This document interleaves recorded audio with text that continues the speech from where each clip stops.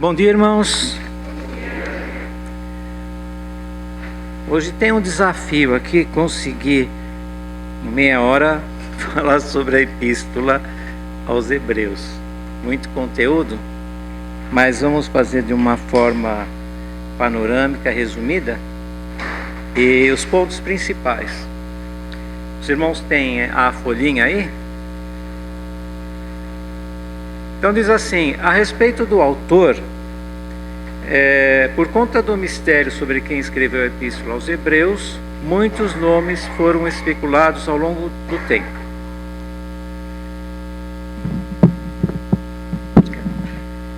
Nenhuma das possibilidades pode ser entendidas definitivamente como certas. As principais sugestões são... Então aqui eu coloquei algumas das sugestões e pelos estudos que eu fiz, o que mais se aproxima seria Apolo, Barnabé e até Priscila, mas vamos ver na sequência. Então, Apolo, que é um judeu alexandrino, grande conhecedor das escrituras, nós vemos lá que ele era conhecedor, era eloquente, né? Mas ainda só conhecia o batismo de João. Barnabé, essa sugestão foi feita por Tertuliano. Esse Barnabé era amigo de Paulo, né? Fazia as missões. Priscila, esposa de Áquila. Esse casal foi o responsável por instruir Apolo acerca da fé. Aí nós temos o apóstolo Paulo, até Clemente de Roma, Epáfras, Silas, Lucas. O menos assim evidente em relação às pesquisas seria Lucas. Então eu vou ler de Lucas, escritor do terceiro evangelho e do livro de Atos dos Apóstolos. Essa sugestão é bem pouco provável, devido às diferenças entre Hebreus e os dois livros de sua autoria, que é o Evangelho de Lucas e Atos dos Apóstolos, né? Muito bem. Se os irmãos puderem seguir algumas leituras que eu vou fazer, a primeira delas, quem tem aí no celular ou na Bíblia, nós vamos ver o capítulo 1 aos Hebreus. Nós vamos ver do versículo 1 até o 6. Antes eu vou falar sobre o tema principal. O tema principal, a superioridade da nova revelação de Deus por intermédio de Cristo. Então nós sabemos, irmãos, que a revelação de Deus, ela é progressiva. Então, desde o Velho Testamento, o Antigo Testamento, até chegar no Novo, houve progressivamente uma revelação que vai se estendendo, eu sempre falo, né, como um degradê.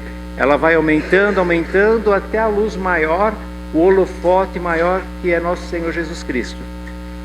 E aqui, aos Hebreus, ele vai mostrar justamente a superioridade do Novo Testamento, justamente por causa da revelação muito mais ampliada, tá? Então vamos seguir a leitura. Havendo Deus antigamente falado muitas vezes e de muitas maneiras aos pais pelos profetas, a nós falou-nos nestes últimos dias pelo Filho, a quem constituiu herdeiro de tudo, por quem fez também o mundo, o qual, sendo o resplendor da sua glória e a expressa imagem da sua pessoa, e sustentando todas as coisas pela palavra do seu poder, havendo feito por si mesmo a purificação dos nossos pecados, assentou-se à destra da majestade nas alturas, feito tanto mais excelente do que os anjos, quanto herdou mais excelente nome do que eles. Porque a qual dos anjos disse jamais: Tu és meu filho, hoje te gerei? E outra vez: eu lhe serei por pai, e ele me será por filho. E quando outra vez introduz no mundo o primogênito, diz: E todos os anjos de Deus o adorem. Vejam bem, por que o capítulo 1, as primeiras palavras, estão falando da superioridade de Cristo? Porque a lei, ela foi dada a Moisés, mas ela foi outorgada pelos anjos. Tanto é que Se os irmãos repararem depois, em Deuteronômio, no capítulo 33, verso 2, Moisés disse assim, ó: o Senhor veio de Sinai, ele os fez subir de Seir, resplandeceu desde o monte Parã, e veio com 10 milhares de santos. À sua direita havia para eles o fogo da lei. Então esses santos que fala, 10 milhares de santos, também em outras traduções de anjos. Então essa lei foi concedida a Moisés, mas por intermédio dos anjos. Então aqui ele já está falando a respeito da superioridade, ou seja, se veio pelos anjos no Antigo Testamento, agora vem pelo próprio Filho de Deus, né? E aqui ele vai falando algumas particularidades do Filho de Deus. Quando ele diz assim, ó: a quem constituiu herdeiro de tudo, por quem fez também o mundo. Porque tudo que foi feito por intermédio de Deus com Jesus Cristo. Por isso que fala, façamos o homem segundo a nossa imagem e semelhança. E tudo que foi feito por ele e para ele. Então por isso que ele é herdeiro de tudo. Por que é herdeiro? Porque tudo foi feito por ele e para ele, tá? Aí depois fala, o qual, sendo o resplendor da sua glória.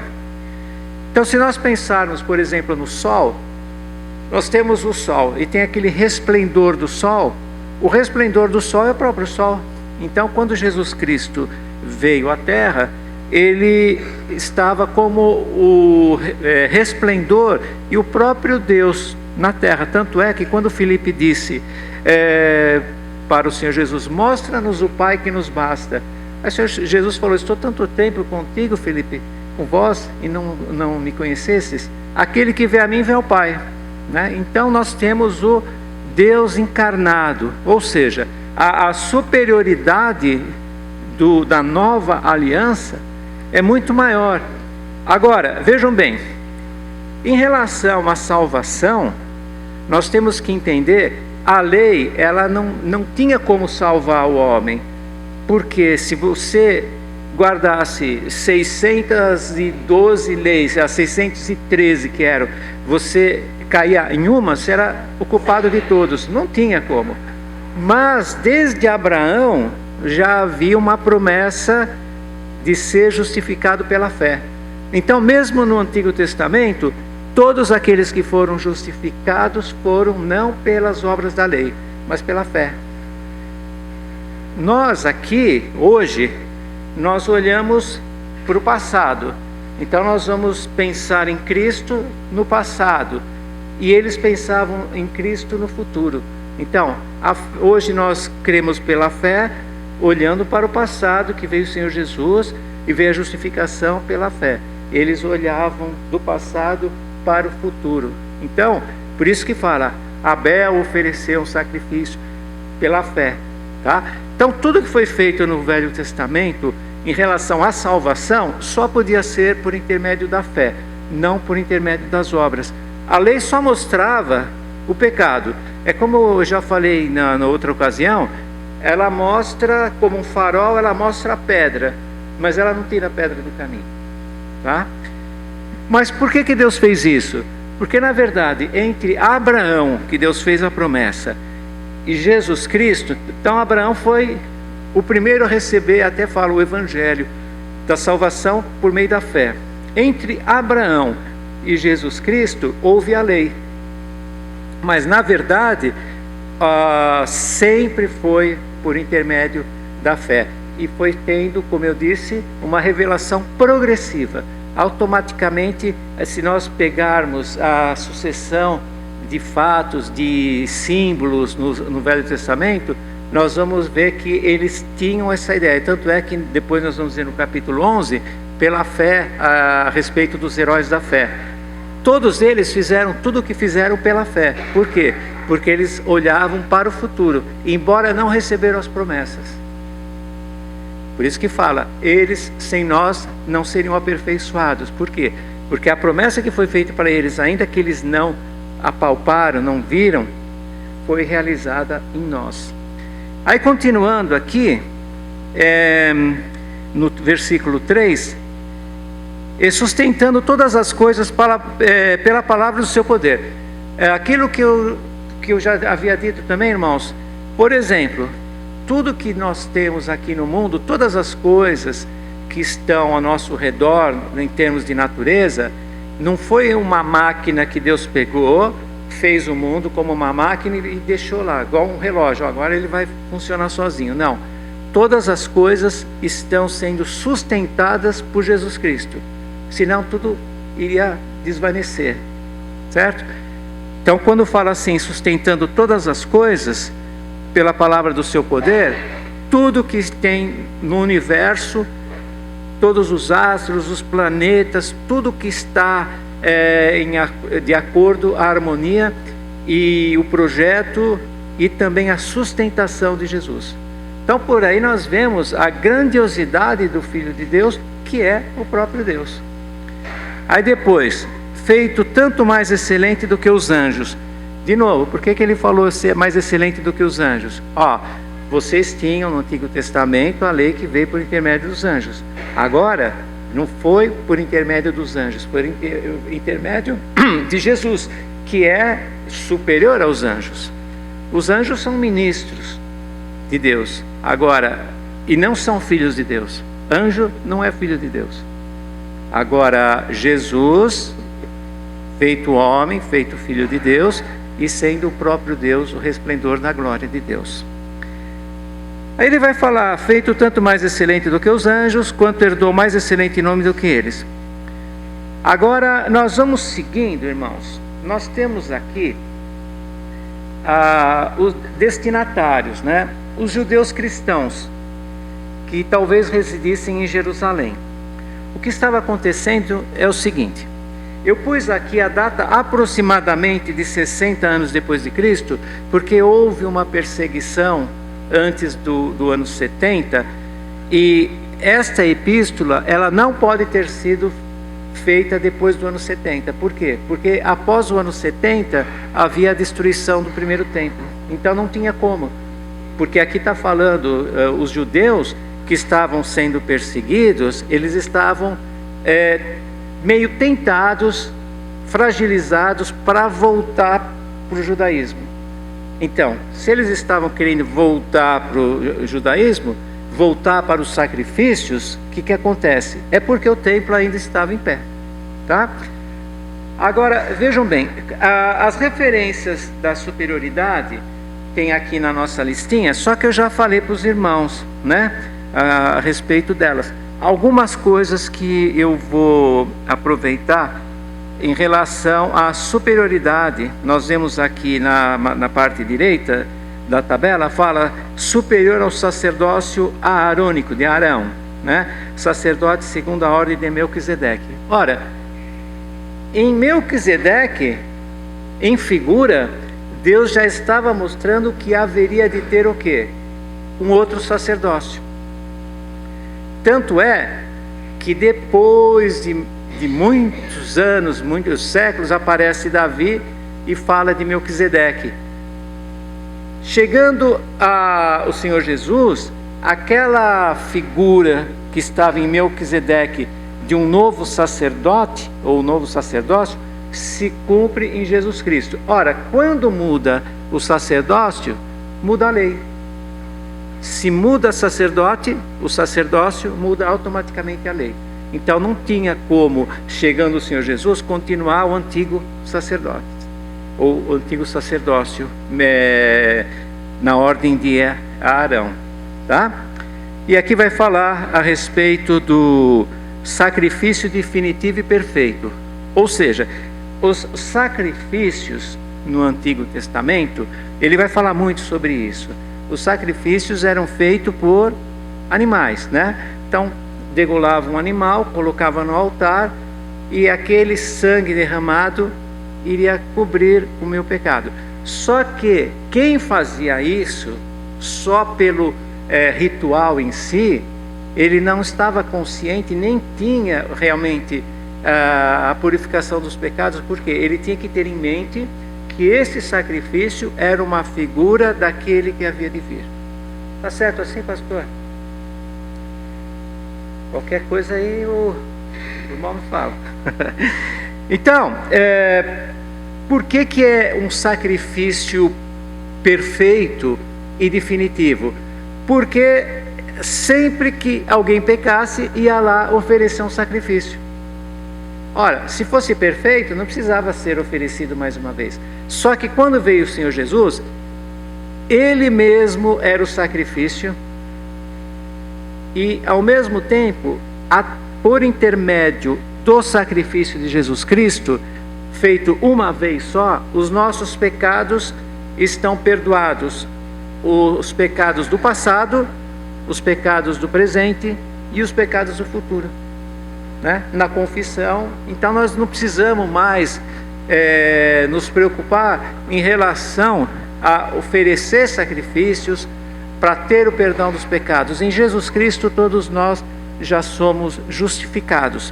Então essa epístola, ela está querendo mostrar justamente isso, a superioridade desse Novo Testamento, e ao mesmo tempo o privilégio desses judeus estarem participando dessa nova aliança. Por quê? Porque muitos e muitos e milhares e milhões morreram pela fé sem ter alcançado as promessas.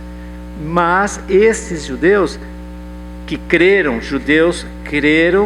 eles estavam passando por uma perseguição e automaticamente estavam sendo tentados a voltar. Por isso, nós vamos ver aqui, se os irmãos puderem acompanhar, no capítulo 6, aos Hebreus. Capítulo 6,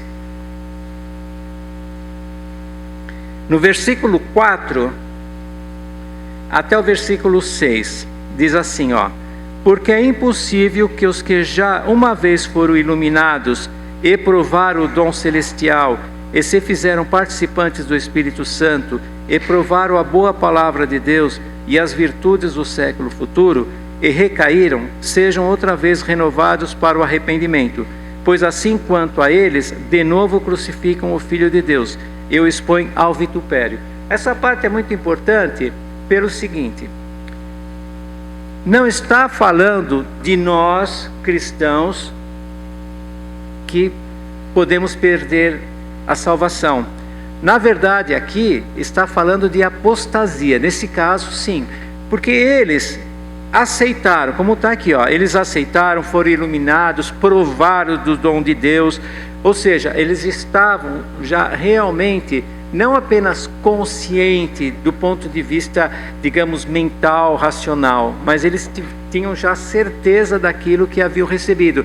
Só que pela influência dessa perseguição, devido a esse sofrimento que eles estavam passando, eles estavam querendo voltar. Ou seja, vejam bem, pessoal, como que é uma loucura, é uma apostasia. Se eles têm aqui um sacerdote perfeito, ao mesmo tempo, por intermédio desse sacerdote, eles estão justificados para sempre. Eles vão querer voltar para o judaísmo para ficar oferecendo animais? Entende?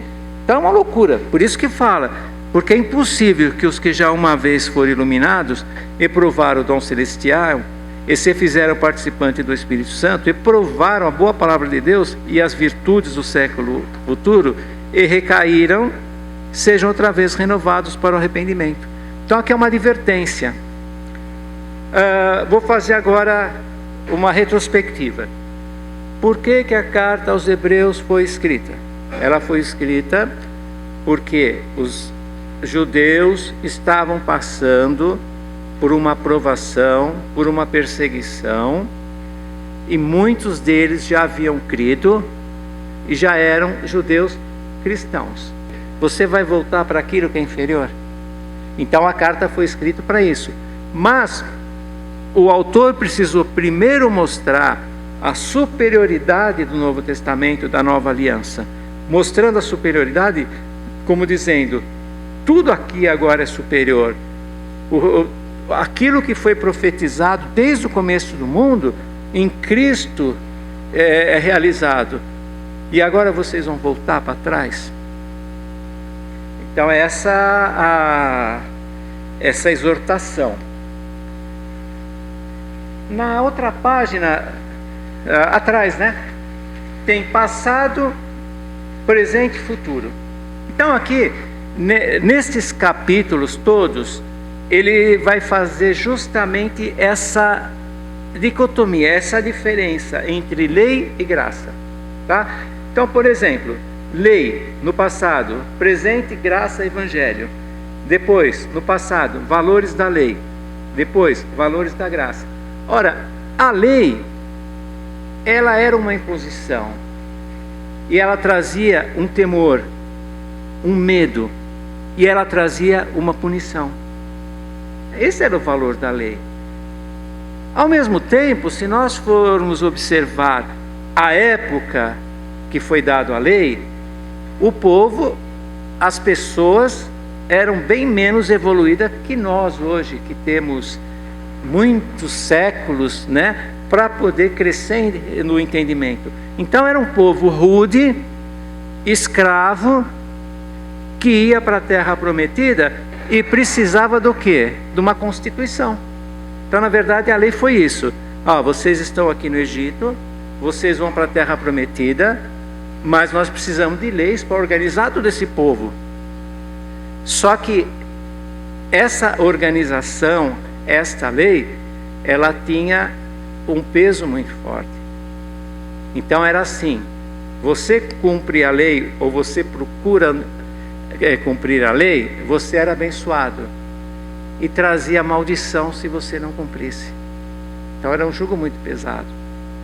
Mas, como eu disse, aqueles que já vislumbravam o futuro, a justificação pela fé, eles já tinham uma nova maneira de enxergar e de encarar essa justificação. Então nós vamos vendo aqui, aí depois, templo material, depois igreja espiritual. No Velho Testamento, irmão, Antigo Testamento, Deus se manifestava no templo. Então, se alguém quisesse participar, vivenciar a presença de Deus, ele teria que ir no templo. Por isso que quando o Senhor Jesus falou para aquela samaritana, vem o dia e é chegado que nem nesse monte adorareis, nem em Gerizim. Os verdadeiros adoradores adorarão a Deus em espírito e em verdade. Então eu não preciso de templo, eu não preciso de tabernáculo, eu não preciso de sacrifício, eu não preciso de candelabro, eu não preciso das bacias, eu não preciso dos pães da proposição, não preciso nada disso. A lei era tudo aparente. Eu precisava ver. Tanto é que eles eram movidos pelo que viam. Tudo tinha que ser palpável, tudo tinha que ser visível. E ao mesmo tempo, eles não tinham esse privilégio de nós de estarmos em qualquer lugar. Por exemplo, aqui nós estamos numa igreja, nós poderíamos estar embaixo de uma sombra de uma árvore. E seria a mesma coisa. Por quê? Porque nós estamos adorando a Deus em espírito e em verdade. Olha a superioridade do Novo Testamento, olha a superioridade da Nova Aliança, olha o que Cristo veio trazer para nós.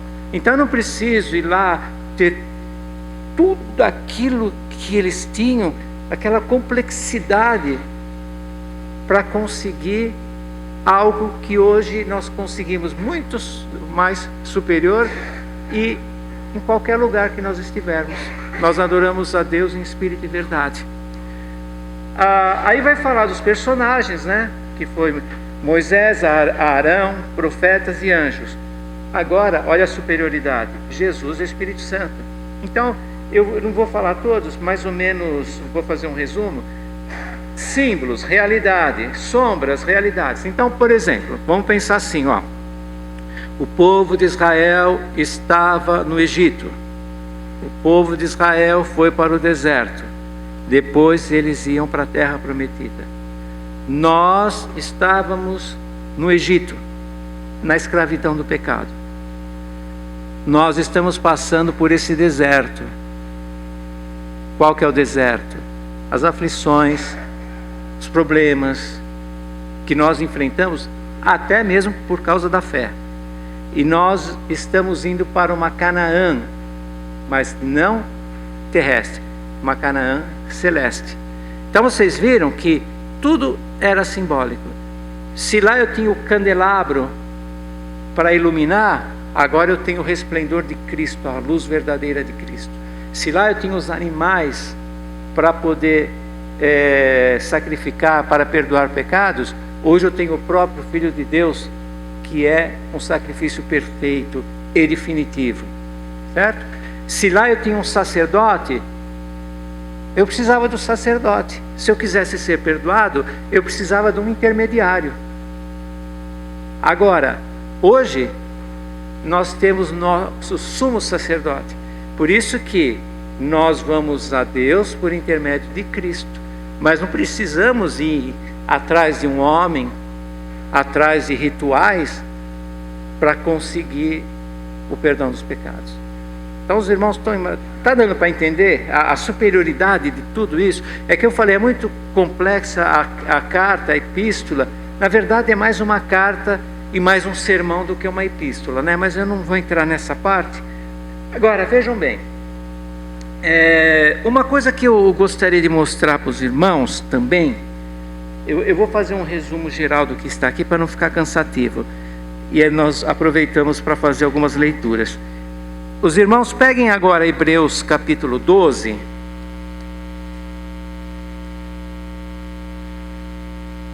E aí eu aproveito e vou falar várias coisas que estão aqui.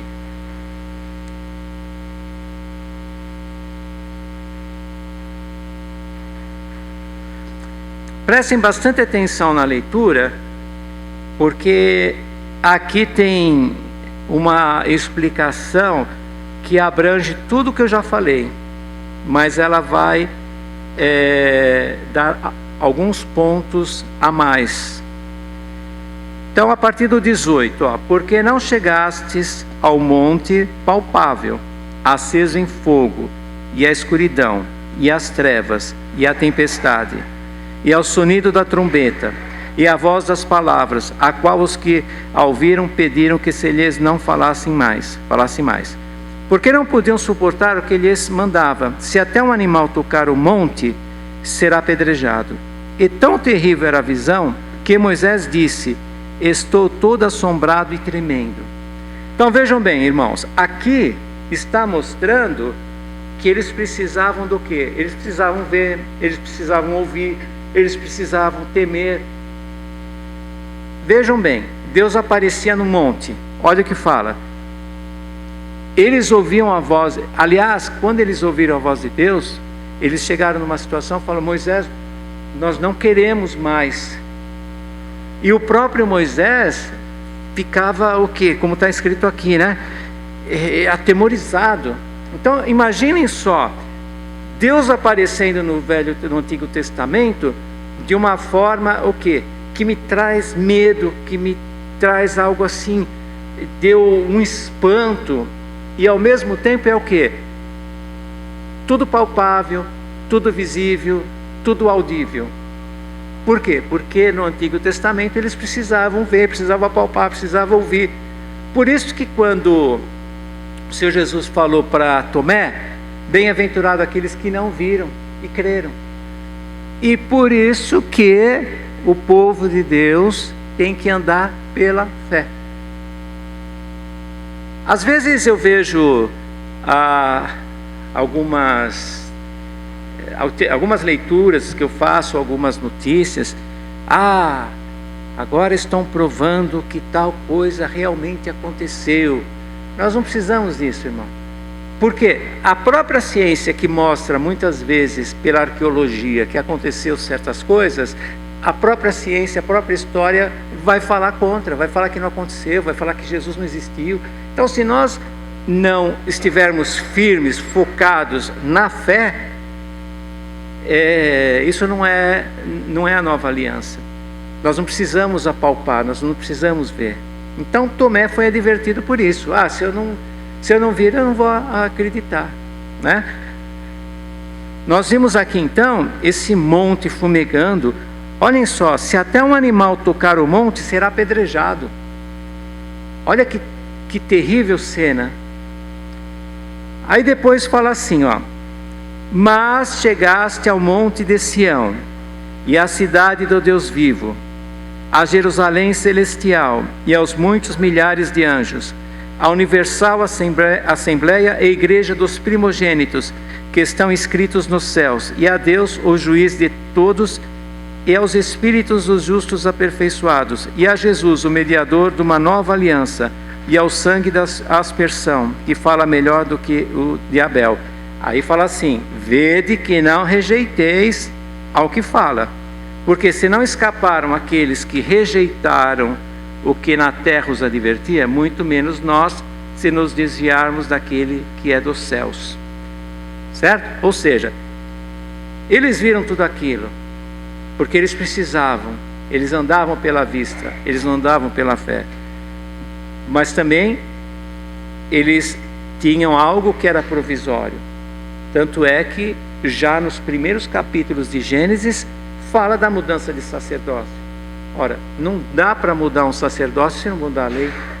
Tá? Muito bem. Agora, nós vamos ver a parte de advertência que eu já expliquei, né? Jamais negligenciar a salvação. O grave perigo de rejeitar a fé, a apostasia. Tá? Então, essa apostasia, ela estava sempre às portas para tragar alguém que vacilasse na fé.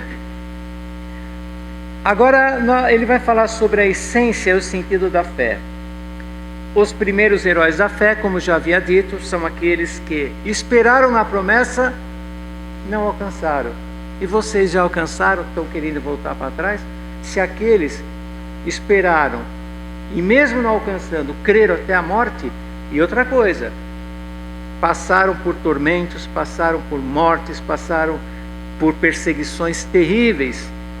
E vocês ainda não passaram por uma perseguição tão grande, e ainda eles não alcançaram, e vocês já alcançaram e estão reclamando aí, estão querendo voltar para trás? Então, o exemplo dos patriarcas, a fé heróica de Moisés, né? Moisés, claro que ele tinha conhecimento, até que ele falou: Senhor vosso Deus vos despertará um profeta no meio de ti como eu, a ele ouvireis. Então ele já estava profetizando a respeito de Jesus. As diferenças, Sinai versus Sião, é o que eu li aqui para os irmãos, nesse capítulo 12, né? Sinai, aquele monte fumegante, Sião, que é a Sião celestial, que é essa nova aliança. Então, por isso que fala, no amor não há temor. Ou seja, na caridade não há temor. Em que sentido? Por que nós amamos a Deus? Porque Ele nos amou primeiro.